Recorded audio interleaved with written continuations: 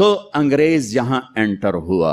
کب انٹر ہوا؟ جب ہم زوال کا شکار تھے. اب آپ حیران ہوں گے، جب صرف 2 لاکھ کے ساتھ، کبھی 2 لاکھ سے زیادہ گورا اس ملک میں نہیں رہا، اور 20 کروڑ انسانوں پر حکومت کی. کس لیے کی؟ کہ وہ آپس میں لڑ کے مر رہے تھے، آپس میں لڑ کے فنا ہو رہے تھے، اور اجتماعی سوچ ختم ہو گئی تھی، اجتماعیت ختم ہو گئی تھی. تو 1757 میں سراج الدولہ کو شکست ہوئی، اور وہ اس کا حقدار تھا کہ اسے شکست ہوتی. سازش میں چھوٹا سا بہانہ ہے، سازش ہوئی، میر جعفر مل گیا، لیکن میر جعفر کا ملنا شکست کا سبب نہیں ہے، سبب نااہلی ہے. سراج الدولہ دن کے 12 بجے اٹھتا تھا، پورے بنگال کا بادشاہ، اور اس کے مقابلے میں کلائیو، لارڈ کلائیو، اس کی کلرک کی حیثیت تھی. وہ کم وقت دن چڑھنے سے پہلے گھوڑے پہ سوار ہوتا تھا، اور دن چھپنے کے بعد گھوڑے سے اترتا تھا. وہ سارا دن گھوڑے کی پشت پر، اور وہ سارا دن رات کنیزوں کے درمیان، لونڈیوں کے اندر سراج الدولہ، اور دن میں سوئے ہوئے ہیں. نواب صاحب 12 بجے اٹھیں گے تو شکست تو پھر مقدر ہے. میدان ان کے ہاتھ میں ہوتا ہے جو میدان میں کھڑے ہوتے ہیں. راگ و رنگ، ناچ گانا، موسیقی، یہ زوال کی نشانیاں ہیں. جو قومیں تباہ ہوتی ہیں وہ سارنگی کی سر پہ تباہ ہوتی ہیں. جو قومیں سر اٹھاتی ہیں وہ تلوار کی جھنکار پہ سر اٹھاتی ہیں، وہ تیر کی سنسناہٹ پہ سر اٹھاتی ہیں. میری ساری نسل گانے بجانے میں ڈوب چکی ہے، اور میرے دانشور اس کو تہذیب اور ثقافت کا نام دینے کے لیے سارے زور لگا رہے ہیں. ارے مجھے چھوڑ دو، میری بات دیوار پہ مار دو. پاگلو، اپنے شاعر کو پڑھ لو جس کو تم سارے مانتے ہو. تجھ کو بتاتا ہوں کہ تقدیر امم کیا ہے، شمشیر و ثنا اول، طاؤس و رباب آخر. جب قومیں اٹھتی ہیں تو ان کے نغمے تلوار کی جھنکار ہوتی، گھوڑوں کی ہن ہناہٹ ہوتی ہے. ولادیات ذبحان، قربان جو میرا اللہ گھوڑوں کے ہن ہنانے کی قسم اٹھا رہا. ہائے ہائے ہائے ہائے. ولادیات ذبحان فالموریات قدحا فالمغیرات صبحا فاثرن به نقعا ووسطن به جمعا. تیمور نے دنیا فتح کی، کبھی محل میں زندگی نہیں گزاری، خیموں میں کم وقت سوتا رہا، ساری زندگی خیموں میں سویا. چنگیز خان دنیا کا سب سے بڑا فاتح ہے، ساری زندگی خیمے میں سویا، کبھی محل میں نہیں سویا. اس کی اولادوں نے سونے چاندی کے گھر کھڑے کر دیے، وہ موت تک خیمے میں سویا. کہ آؤ میں تمہیں بتاؤں، آؤ میں تمہیں بتاؤں کہ قوموں کی تقدیر کیا ہے. بلندی کب آتی ہے؟ زوال کب آتا ہے؟ جب شمشیر ہوتی ہے، تیر و تلوار کے نغمے ہوتے ہیں تو یہ اوپر اٹھتے ہیں، اور جب تان سین ہوتے ہیں اور طبلے کی تھاپ ہوتی ہے اور سارنگی کی سر ہوتی ہے اور گانے والی کیا آواز ہوتی ہے، تو پھر وہ قومیں سو جاتی ہیں، ڈوب جاتی ہیں، ہلاک ہو جاتی ہیں، تباہ ہو جاتی ہیں. تم شریعت کو بیچ سے نکال دو، تاریخ کو بیچ میں لاؤ کہ قوموں نے عروج کیسے پکڑا، زوال کیسے آیا. سارے حکمران ڈوبے ہوئے تھے سارنگیوں میں، کنیزوں میں، تو اللہ نے انگریز بھیجا، جاؤ ان سب کو جوتے مارو اور ان کو تخت سے کان سے پکڑ کے اتار دو. آخری میں ٹیپو سلطان تھے، لیکن جب کوئی قوم ڈوبتی ہے تو ایک فرد مشکل سے ہی کسی کنارے لگا سکتا، لہذا وہ اپنی جان کی قربانی دے گئے. 1799 4 مئی 1799 دریائے توی وہاں بہتا ہے، اس میں اپریل کے اینڈ میں سیلاب شروع ہو جاتے ہیں اور فوجیں رک جاتی ہیں. لیکن میرے اللہ کو مسلمانوں کا اقتدار ختم کرنا تھا، تو اس سال موجیں نہیں آئیں، سیلاب ہی نہیں آیا، دریا خشک پڑا تھا. اور انگریز کی مدد کرنے والے کون؟ نظام الدین، حیدرآباد کے مسلمان حکمران. مرہٹے تو چلو ہندو تھے. جب ضمیر سوتا ہے، جب حکومتیں کیوں چھینی؟ کہ ٹیپو جیسے شاہ سوار کے لیے،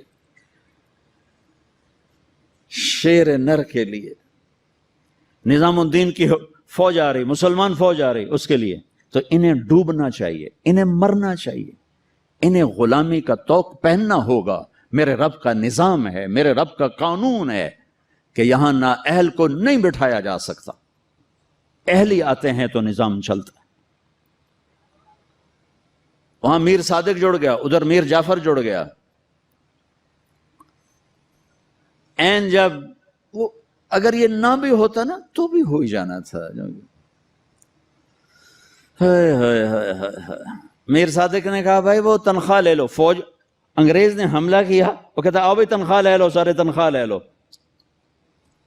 وہ پتہ نہیں کیسے کرائے کے فوجی تھے، وہ تنخواہ لینے کے لیے دوڑ گئے۔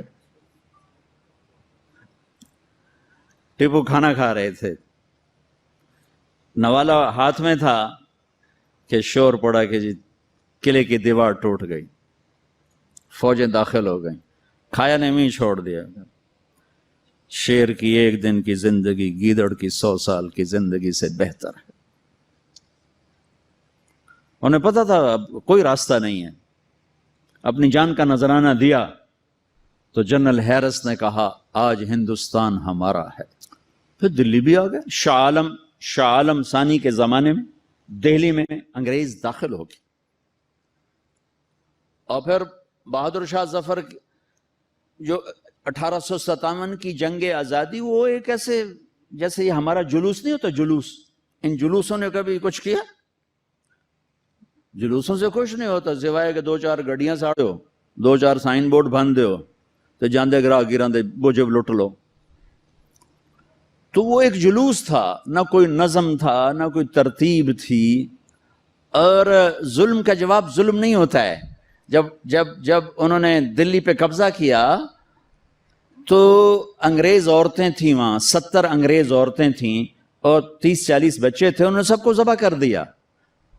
ان کے ساتھ اللہ ہوگا جو عورتوں کو ذبح کر دیں، جو بچوں کو ذبح کر دیں۔ میرا دین ظلم کی اجازت نہیں دیتا۔ حضرت علی اور یہودی آپس میں جنگ ہو رہی، خیبر قمواس کا قلعہ، ابھی بھی اس کی دیواریں کھڑی ہیں۔ میں پچھلے سال گیا تھا وہاں، اس کو دیکھا تھا جا کر، جہاں سے حضرت علی چڑھے، دروازہ توڑا سر، تو اس پر وار کرنے لگے، اس نے منہ پہ تھوک دیا، تلوار پیچھے کر لی، کہ چلو دوبارہ۔ کہنے لگے ہیں دوبارہ کیوں؟ مجھے قتل کیوں نہیں کیا؟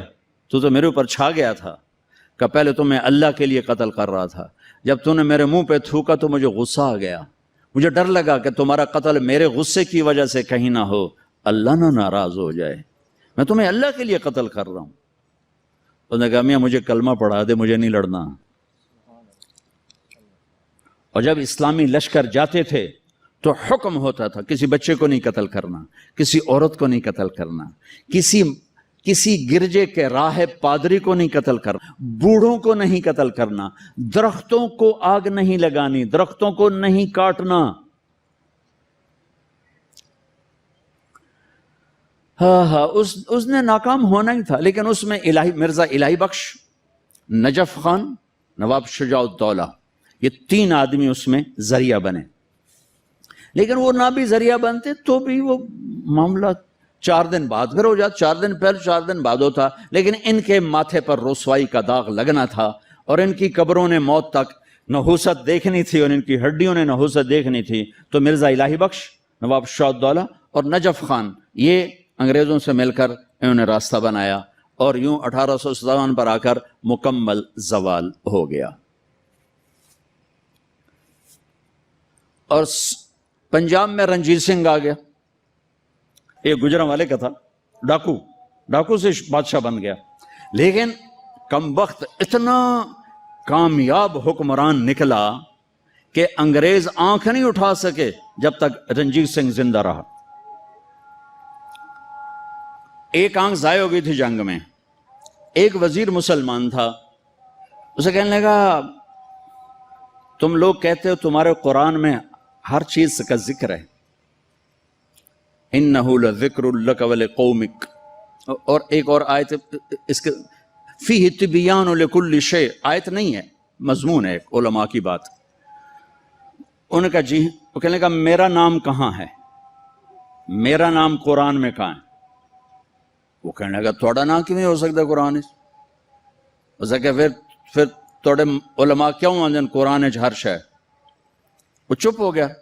شام کو اپنی محفل میں اس نے بات کی، تو وزیر کا مراسی بیٹھا تھا، انہوں نے کہا حضور تسی مینو لے جاؤ میں جواب دے ساں دا۔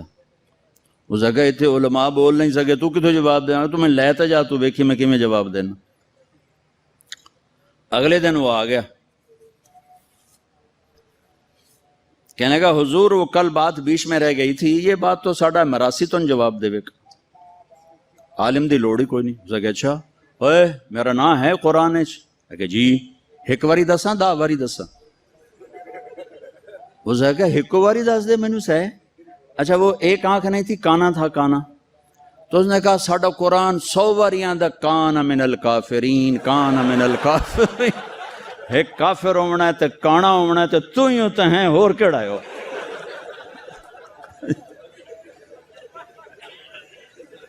1818 میں اس نے میرا ضلع ملتان فتح کیا، رنجیت سنگھ نے، مظفر خان کی حکومت تھی، وہ 5 بیٹوں سمیت شہید ہوئے۔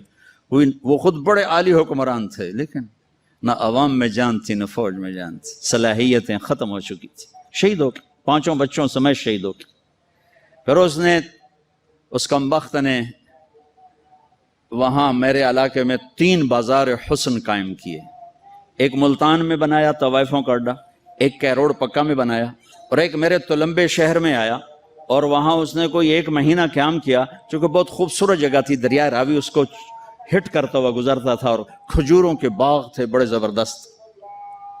ایک بازار حسن اس نے وہاں بنایا۔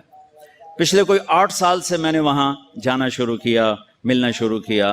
وہ بازار حسن اب ختم ہو چکا ہے، چند بچیاں رہ گئی ہیں جو مجھے پیغام دیتی ہیں ساڑی شادی کرا دیو، اسی توبہ کرنی ہے، ختم ہو گئی۔ کوئی فتوے نہیں دیے، ان کو محبت تھی، ان کو بیٹیاں کہا، ان کے سر پہ ہاتھ رکھے۔ ابھی بھی 2 کو میں نے بھیجا ہوا ہے عمرے کے لیے اپنے اسی بازار حسن سے، انہوں نے مجھے وہاں سے فون کر کے رو رو کے ان کا برا حال، وہ مجھے دعائیں دے رہی ہیں کہ ایسا تو کدی رب دا نا ہی نہ ہی سنیا، تو سانو رب دا گھر بھی کھا چھڑے۔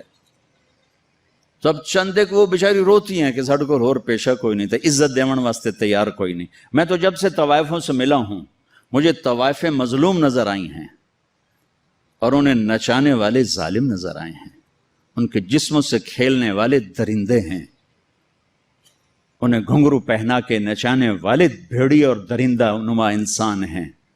وہ تو مظلومیت کی ایک عجیب داستان ہے۔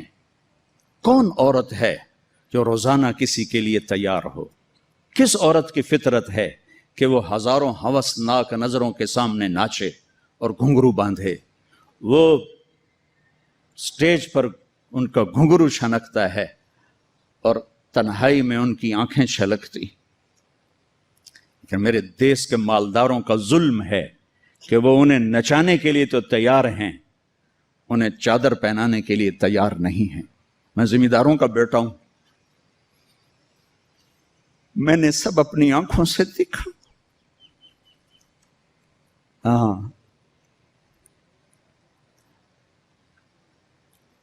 مالداروں کی ہوس کا نشانہ بننے والی طوائف ہو گئی، اور مالدار چودھری صاحب بھی رہا، کوئی دامن پہ داغ ہی نہیں۔